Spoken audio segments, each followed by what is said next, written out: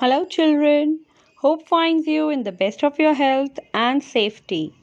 Today, we are going to learn and understand the poem of our Stepping Stones book, that is The Land of Storybooks. It has been written by Robert Louis Stevenson.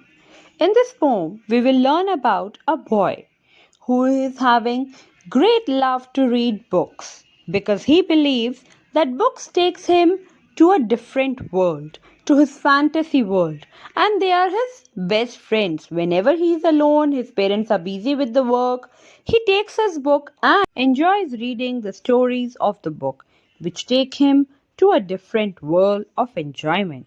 So let's start the poem The Land of Storybooks. Here I will be reading one stanza first and then I'll explain it so that you can understand it nicely. So let's get started. At evening, when the lamp is lit, around the fire my parents sit. They sit at home and talk and sing and do not play at anything. Now, here the poet wants to say that the child is talking about his parents who are not playing anything with him in the evening.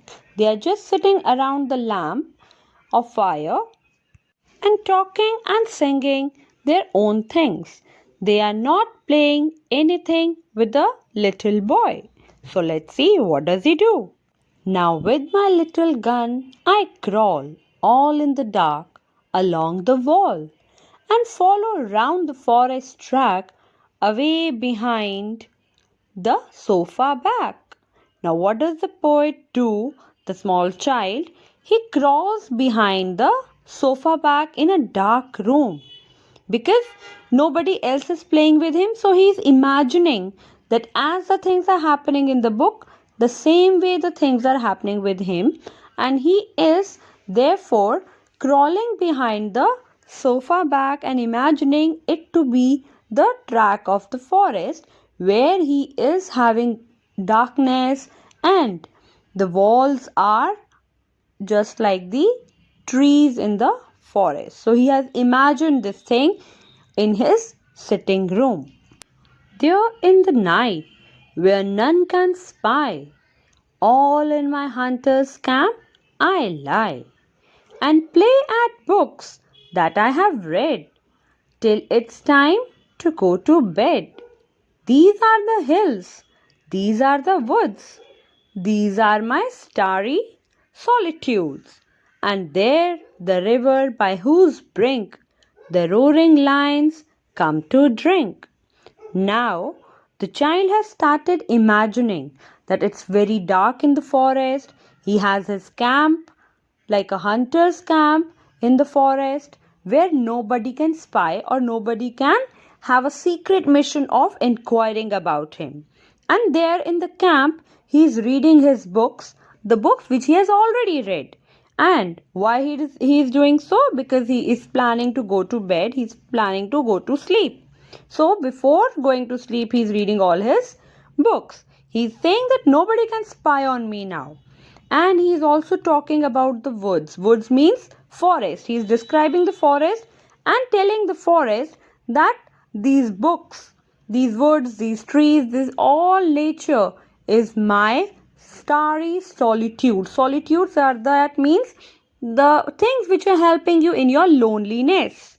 And he also describes that in the forest there's a river which is flowing nearby his camp, and he can hear that the flow of the water is making sounds, and a lion has also come to that river to drink some water.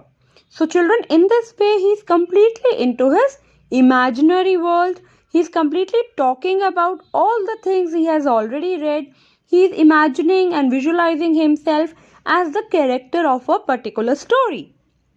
I hope you all must have understood this. So now let's move ahead.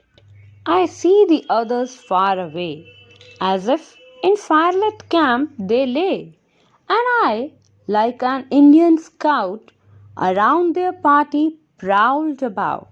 So when my nurse comes in for me, home I return across the sea, and go to bed with backward looks at my dear land of storybooks. Now, children, he is saying that when he is in his camp, he can see that some other children are also there in some other camp, and he is being there as an Indian scout.